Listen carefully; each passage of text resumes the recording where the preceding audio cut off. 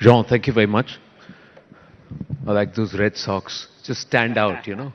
How do you make your brand stand out in a competitive market like our country? Thank you. Thank you. I'm very happy to be here. It's the billion-dollar questions, but I think it's through consistency and experience. India, and it was said before, is not a market where you apply only global recipes. You have to be locally relevant. That's what we try to do with our brands, which are, for most of them, produced here in India for Indians. And we try to be very accurate in the experience we provide to the consumers. Along with it being competitive, it's also very diverse. You know, they may want to drink the same thing, but they drink it differently or for different occasions, and also culturally, socially, very diverse. So there's certain things which are similar, certain things which are diverse. So how easy or difficult is it then? No, this is very true, and that's something that we have learned throughout the years. We've been in this country more than 3 decades now, and I think my teams have a lot of experience, and the local teams, we have more than 30 local offices across the country, and it's extremely important that we understand the differences of India. Globally, if I take an example, it's mostly a whiskey market, but you go to the south, brandy is also equally important, and we need to have a play, and we just launched a brand which is exclamation, which caters this space as well, because you need to be relevant for the local population in the different states. But when you know advertising alcohol is banned, you know, the country has particular rules with certain brands in certain categories. How does then it become, is it easier to market? Is it tougher? How do you send the messaging across? It's a topic, I mean, alcohol is not neutral. Alcohol, and I believe there is a good use of alcohol, responsible drinking that we promote, and I think it can be part of a healthy lifestyle if you consume responsibly. But it's a regulated industry because there is a possible misuse of alcohol. We respect that, and we want our industry to be properly regulated so that we avoid this misuse. So the advertising restriction are part of that. But the media that you say, the see and the above the line, as we call it in many industries, is not the only way to reach consumer. We have products which provide experiences, so you have multiple touch points in the retail stores, in the bars where we can really provide the experience, or in festivals which are growing dramatically in India. Magnetic Field or the Sunburns of the world are places where we can provide a great experience to our consumers, and they know our brands better after these experiences. Who's consuming more? Because I'm told youth data actually says youth globally or Gen Z globally is moving away, is drinking lesser. But that doesn't seem to be the case in India. So is that a reason why Pernod Ricard is actually trying to focus a little more here? Well, first, this Gen Z consuming less, that's debatable, and you may see some people consuming less, but it's fine. We have always been here with a strategy of premiumization. And if you think about it, it means we try to have our consumers drink less, but drink better. So we are fine with it. It's part of our strategy. When you look at India in particular, and that's my responsibility today, there is a totally different dynamic. And we have 2 major tailwinds in this country. One is obviously the demographic dividend.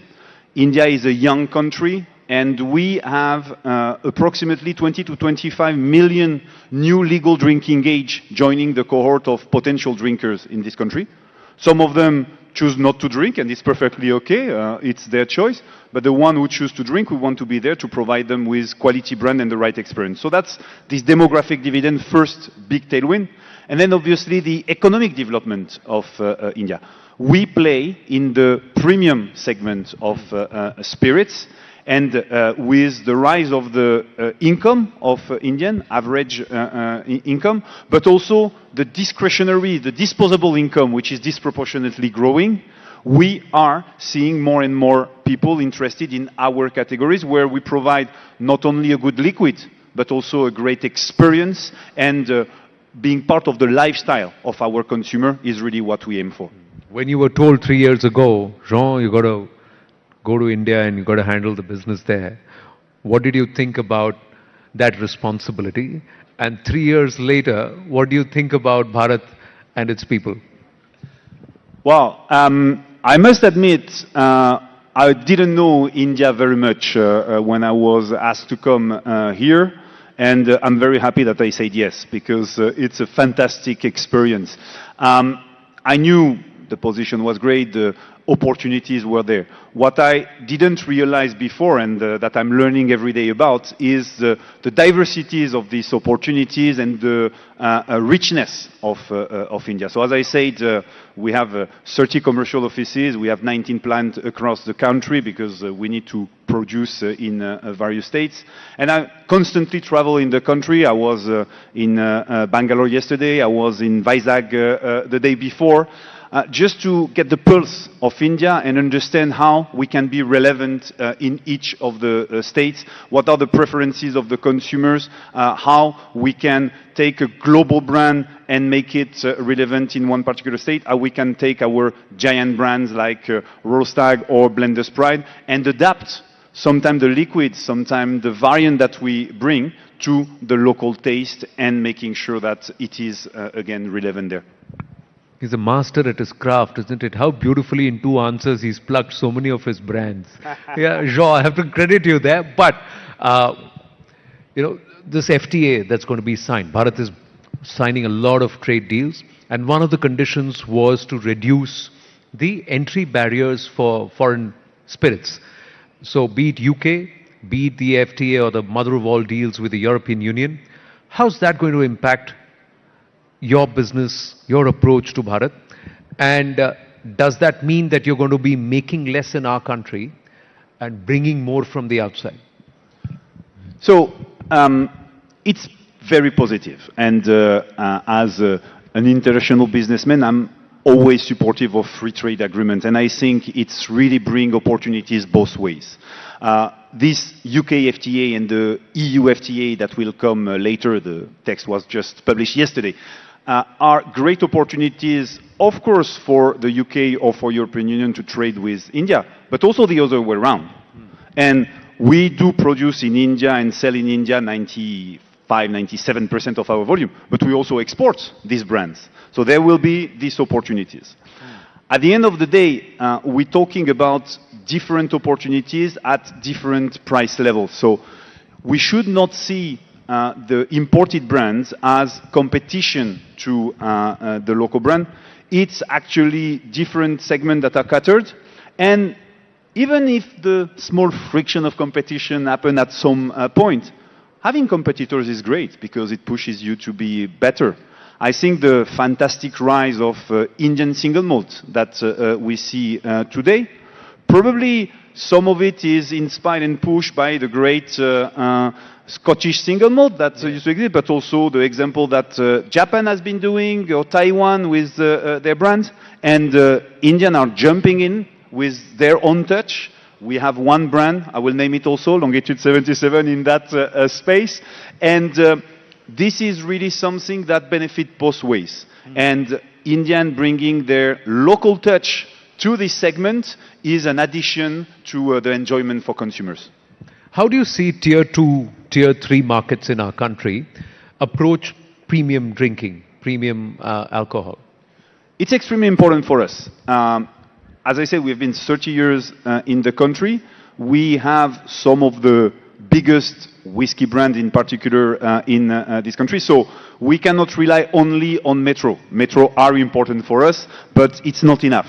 So we do cater to the entire country, and you see disproportionate growth there. So this is really a strategy that we have, and we bring our product, we innovate with the local brands to cater the needs of these consumers, which are for now at a stage of their consumption journey, which is still in local brand only, may go to imported brand one day, or may not, because we have fantastic offers with local brand as well. Which of your brands, which are, you said 97% of your volumes are manufactured in our country. Which of your brands do you see from Bharat to the world? Because Pernod Ricard brings a lot of international brands in its stable into the country. So which are the brands which you see are going to go from Pernod Ricard to the world from here? But the two giant brands that we have, Rostag and Blenders Pride, they are available in more than 65 countries in the world. So we do have this already. Our local Indian single malt, Longitude 77, is already available in Dubai. We are discussing to make it available in the US. There is all of our local brands which have the possibility to reach through our international networks of affiliates at Pernod Ricard or with other partners if necessary. And we cater both the Indian communities in the countries abroad or local consumers who do recognize the strengths and the fantastic quality of Indian brands. Let me also ask you, a lot of brands which are water heavy, agricultural produce heavy, power heavy, today have to also show a certain level of green growth, sustainability, moving towards net zero, reducing your carbon footprint. How has Pernod Ricard been able to perform in this metric? So this is extremely important for us. For two reasons. We are a global group. We have global commitments, which we want to respect. We know it's the only way to be sustainable for the future. Pernod Ricard is a group that is a family-owned company originally. Our founder, Paul Ricard, was very advanced. We still have Oceanographic Institute in a small island in the south of France, Les Ambiers, and in the 60s when he established that was kind of something nobody was doing. So very much in advance.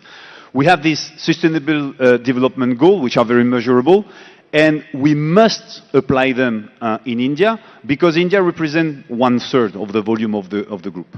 You were talking about water. It's very important. We do replenish more than 2.5 times the water that we use into nature through the complex system of water ponds that then are going back into the circulation of water. We look very much at our carbon footprint. So we were the first in the country to remove we call it monocarton, so the boxes around the bottles. Yes. That's an extremely important move that actually we're very proud that we didn't impact only with our action. Competitors followed, and so it removed even more of this monocarton, which honestly are not that useful on the brand. That's another example. And we have multiple examples. Many of the local brands do jump into the hipster format with plastic. We are going to go there, but we have decided to do it when we have a solution to do it with 30% recycled PET, and when we know that the impact on the environment will be lower than a glass bottle. So all these topics are extremely important for us. So you are ticking all the boxes consciously, not because you have to do it, but because you want to do it? Because it's the only way to be sustainable for the future. A world without water will be a world where there is no more business to do. So it's extremely important that we protect and we take this responsibility.